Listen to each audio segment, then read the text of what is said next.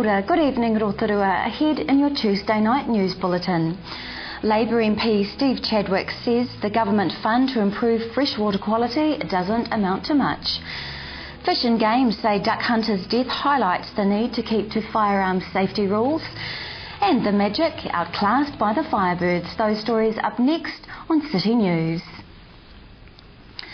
Environment Minister Nick Smith has outlined a contestable fund of $7.5 million a year to improve water quality. Dr Smith also released a national policy statement on freshwater management under the Resources Management Act. It requires every council to set their own limits on the quality and quantity of water that can be taken. The announcements are the first part of the government's response to last year's Land and Water Forum report that set out options for future freshwater management. Rotorua Labour MP Steve Chadwick says Nick Smith's announcement didn't amount to much. Ms Chadwick says she secured funding of $71 million over 10 years in 2008 to clean up Rotorua's lakes. She says, however, that if Rotorua needed more funding after the 10-year period, we should still apply to the Freshwater Fund. The Bay of Plenty Civil Defence Emergency Management Group's Joint Committee is to adopt a suite of public alerting systems and to further investigate a fixed siren system for the region. The suite of systems includes public education, community response and evacuation plans, radio and TV messages, mobile loudspeakers and door-to-door alerts.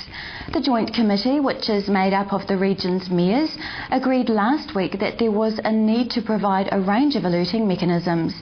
Opotiki Mayor John Forbes says there are valid reasons to consider the instalment of a fixed siren system, but the option required further investigation.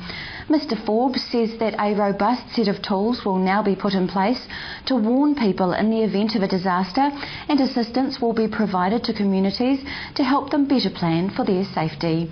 He says the events of the last couple of months have highlighted the fact that people need to be as prepared as they can for any civil defence emergency, and that some responsibility has to be taken for knowing the risks associated with living in the Bay of Plenty. The hunter killed on duck shooting season's opening day on Saturday was shot by his brother. Relatives have confirmed that 53-year-old Philip Bright from Waiuku died from shotgun wounds inflicted by his brother Barry Bright. A police spokesman says the death appeared to be a tragic accident. Fish and Game Director Bryce Johnson says that deaths during duck season are rare because of the limited range of the weapons and rules that say that hunters must shoot skyward from huts at least 91 metres apart. Rotorua Fish and Game Officer Anthony Van Dorp says the death has highlighted the need for hunters to remain vigilant and to keep to firearm safety rules. Treat every firearm as loaded. Okay, point firearms in a safe direction at all times, and that's somewhere where if there's an accidental discharge there's going to be no danger to person or property. The target must be identified at all times so that hunters know what they're shooting at. And in relation to game bird hunting, they need to know that what they're shooting at is actually something that can be legally shot. Shooters need to check their firing zone. They need to know what's beyond what they're shooting at, so that if they miss, or in the case of shotgun pellets, the pellets that go past the duck or whatever aren't going to damage or cause injury to anyone or anything. Anthony Van Dorp says licences ensured that hunters had up-to-date firearms safety instilled into them. New Zealand's appeal to the Australian market as a destination for conferences is going from strength to strength. Latest figures showed that in the 12 months to February, nearly 39,000 Australians travelled here for conferences, conventions or incentive events. That's 38% more than last year.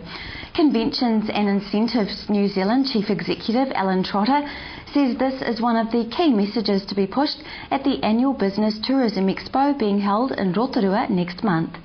Mr Trotter says he wants to ensure the strong growth seen lately continues well into the future. In sport tonight, the Waikato Bay of Plenty Magic were outclassed 50-39 by the Queensland's Firebirds last night at the major semi-final as the Australians extended their unbeaten run to 14 games, securing their place in the Trans-Tasman League Grand Final.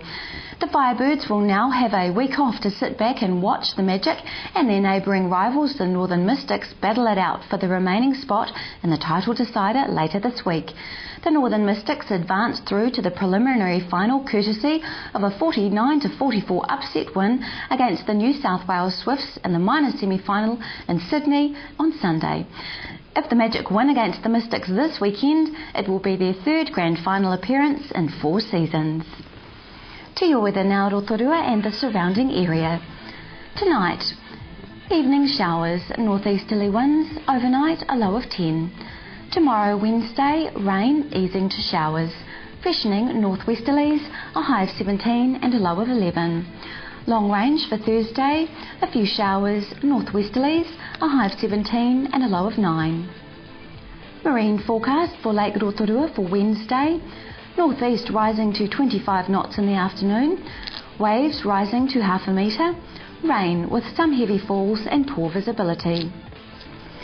Still to come tonight on City News, our special report on the GE trial at Scion. We hear from genetic scientist Elvira Demise, Claire Bleakley from GE Free New Zealand, and on the other side of the argument, Scion CEO Dr Warren Parker and senior scientist Dr Christian Walter.